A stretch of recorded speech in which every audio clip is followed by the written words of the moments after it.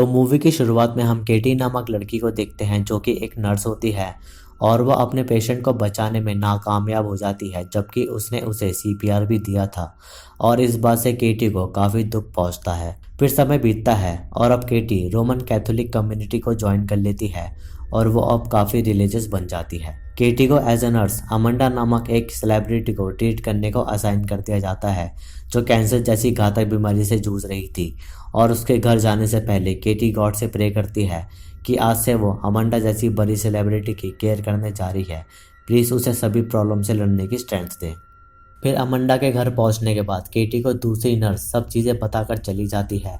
और उसके बाद केटी अपना रूम सेट करने लगती है और वो अपने रूम में एक क्रॉस लगा देती है। अमंडा एक रिटायर्ड कोरियोग्राफर होती है और उसे नशा करने की काफ़ी बुरी आदत होती है और इसी कारण से वो थोड़ी थोड़ी देर में एक सिगरेट जला लेती है। फिर केटी अमंडा को ट्रीट करने लगती है, जैसे उसे टाइम पर दवाई दे देना, नहलाना, खिलाना इत्यादि। और एक सेलिब्रिटी होने के कारण केटी अमंडा के सामने थोड़ा नर्वस रहती है। फिर अगले दिन अमंडा एक्सरसाइज करते वक्त केटी का पहना हुआ क्रॉस देख लेती है और इससे वो समझ जाती है कि केटी एक रिलीजियस लड़की है।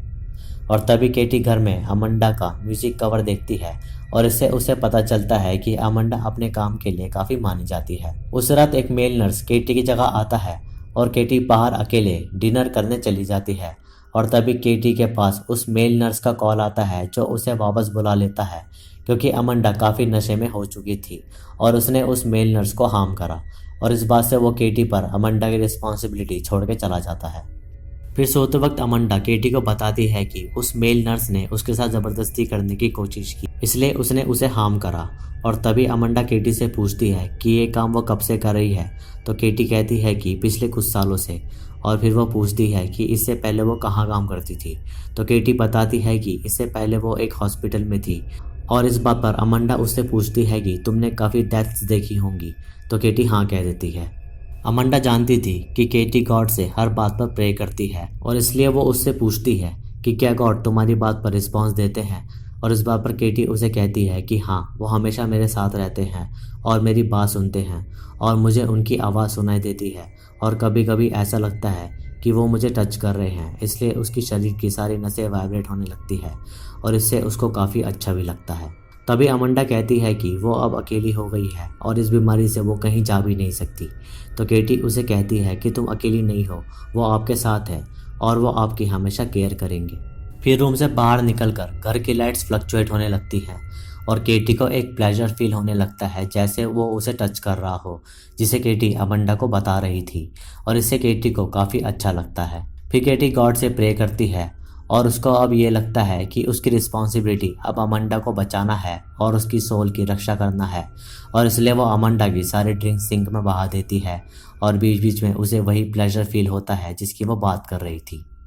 फिर अगली रात अमंडा से मिलने उसकी एक कंपेनियन कैरल आ जाती है, लेकिन केटी उसे घर में नहीं आने देती, पर तब भी कैरल फोर्सफुली घर में घुस जाती है। इस बात से केटी को काफ़ी गुस्सा आता है और वो वॉशरूम में चली जाती है, जहां वो बेसिन में थोड़ा ब्लड फ्लश होते हुए देखती है और ये ब्लड उसकी नाक से निकल रहा था। और उसी रात केटी अमंडा और कैरल को ज़ोर ज़ोर से हंसते हुए सुनती है। फिर अगली सुबह कैरल चली जाती है और अमंडा केटी को साथ ब्रेकफास्ट करने को बुला लेती है और तभी केटी गॉड से मील के लिए प्रे करने लगती है और साथ साथ अमंडा भी। और तभी केटी को गॉड फील होने लगते हैं और उसे देखकर अमंडा भी केटी को ऐसा प्रिटेंड करती है कि उसे भी वो फील हो रहा है और ये देखकर केटी को काफ़ी अच्छा लगता है।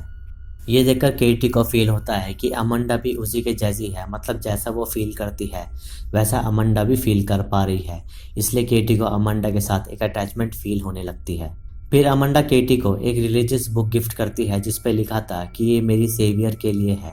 और उसमें काफ़ी सारे गॉड की फ़ोटोज़ होती है जिन्हें केटी काफ़ी फोकस करके देखने लगती है, जैसे वो इन पिक्चर से काफ़ी ऑब्सेस्ड हो। फिर केटी अमंडा और कैरल को इंटीमेट होते देख लेती है और इससे उसे काफ़ी गुस्सा आता है क्योंकि कैरल अमंडा को नशा करा रही थी। और अगले दिन केटी कैरल से कह देती है कि वो अमंडा को छोड़ दे क्योंकि अमंडा को अभी इंटेंस केयर की ज़रूरत है और उसकी ये रिस्पॉन्सिबिलिटी है कि वो अमंडा को बचा पाए। लेकिन तभी कैरल उसे कह देती है कि ये सब उसके बिजनेस का नहीं है, बट थोड़ा फोर्स करने पर कैरल केटी की बात मान जाती है और वह वहाँ से चली जाती है। फिर केटी अमांडा का ख्याल रखने लग जाती है और उसके रूम में वो होली वाटर से जगह जगह क्रॉस बना देती है और वह इस बात से काफ़ी खुश होती है कि अमांडा को परेशान करने अब कोई नहीं आएगा। फिर एक रात उसे जॉय नामक लड़की मिलती है जो लॉस हॉस्पिटल में उसके साथ काम करती थी और वो केटी को अपना नंबर दे जाती है इन केस उसे उसकी ज़रूरत हो तो, क्योंकि केटी काफ़ी अकेली रहती थी। फिर अमांडा के बर्थडे पार्टी के दौरान अमांडा के सभी गेस्ट केटी को एक सेंट बनाकर उसका मजाक उड़ाने लगते हैं और अमांडा उसके गॉड के बारे में कुछ उल्टा सीधा बोलने लगती है, जिससे केटी को काफ़ी गुस्सा आ जाता है। तो वह अमांडा को स्लैप कर देती है, जिससे केटी को उसकी केयर से और उसकी जॉब से निकाल दिया जाता है। फिर केटी अपने घर आ जाती है और वह अपना क्रॉस टेबल पर रख देती है और इस रात वह सोचती है कि गॉड ने उसे अमांडा की लाइफ सेव करने से रिजेक्ट कर दिया है, जिससे उसे काफ़ी दुख होता है। फिर एक दिन वह किसी दूसरी नर्स को अमांडा के साथ देखती है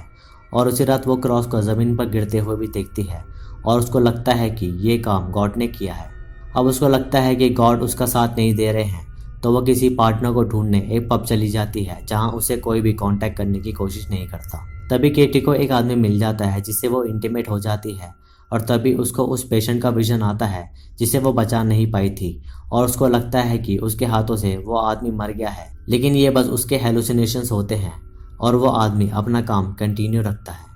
फिर घर पहुंचकर केटी गॉड को कहने लगती है कि वो अब ज़्यादा प्रॉब्लम्स नहीं झेल सकती और तभी उसको अजीब दौरे पड़ने लगते हैं जिससे वो झटपटाने लगती है और बेहोश हो जाने के बाद केटी की बॉडी लेविटेट करने लगती है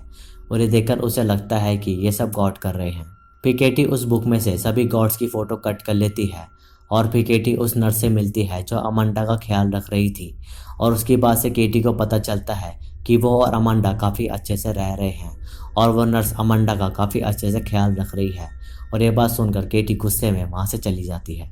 फिर उस रात केटी के पास गॉड आते हैं, लेकिन उनकी वॉइस से हमें ना ही वो गॉड लग रहे थे ना ही डेविल,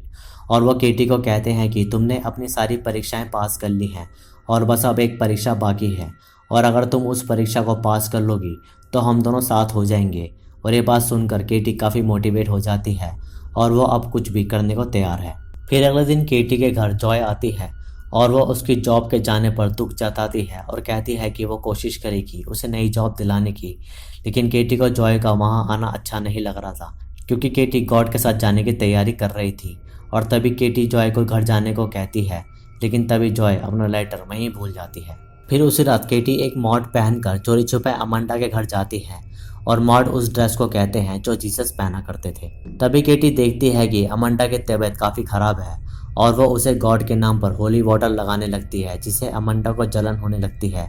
और इरिटेट होकर अमांडा केटी को अपना डेविल वाला रूप दिखाती है क्योंकि अमांडा के शरीर में एक डेविल बैठा होता है जिसे केटी को मारना है और यही परीक्षा गॉड ने केटी को दिया था। तभी केटी अमांडा को बुरी तरह स्टैब कर देती है ताकि उसके अंदर का डेविल आगे कुछ भी ना कर पाए और उसे मारकर केटी को काफ़ी खुशी मिलती है। फिर अगले दिन केटी देखती है कि गॉड ने उसे एक एंजल बना दिया है और वह खुश होकर गॉड के पास जाने के लिए पास के ही बीच पर जाती है और वह आसमान में देखती है कि गॉड उसे लेने आ गए हैं और तभी वो सभी के सामने अपने ऊपर स्पिरिट डाल देती है और वह कहती है ग्लोरी टू गॉड और तभी वो जॉय के लाइटर से खुद को आग लगा देती है और सभी लोगों के सामने एंजल बन जाती है, जिससे वो सभी केटी को हेल करने लग जाते हैं,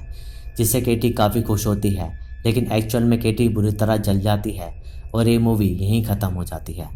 मूवी की एंडिंग को देखकर हमें पता चलता है कि केटी सच में जल गई थी क्योंकि उसको लग रहा था कि गॉड उसको अपने साथ ले जाएंगे क्योंकि वो काफ़ी रिलीजियस बन चुकी थी, लेकिन ये सब उसका भ्रम होता है कि वो एंजल बन गई है और उसे गॉड दिखते हैं या बात करते हैं इत्यादि, लेकिन ऐसा कुछ भी नहीं था और आखिर एंड में केटी को अपनी जान गंवानी पड़ी। IMDb पर इसे मिले हैं 7/10 और मैं आपको ये मूवी देखने के लिए रिकमेंड करूँगा। तो दोस्तों ये थी सेंट मॉड की कहानी। आई होप कि आपको ये वीडियो अच्छी लगी होगी। वीडियो अच्छी लगी तो इसे लाइक करें, शेयर करें और कमेंट्स में अपना सुझाव दें। सब्सक्राइब करके बेल आइकन जरूर दबाएं नए वीडियोस की नोटिफिकेशन के लिए। बाकी मैं मिलूँगा आपसे अगली वीडियो में, तब तक के लिए नमस्कार।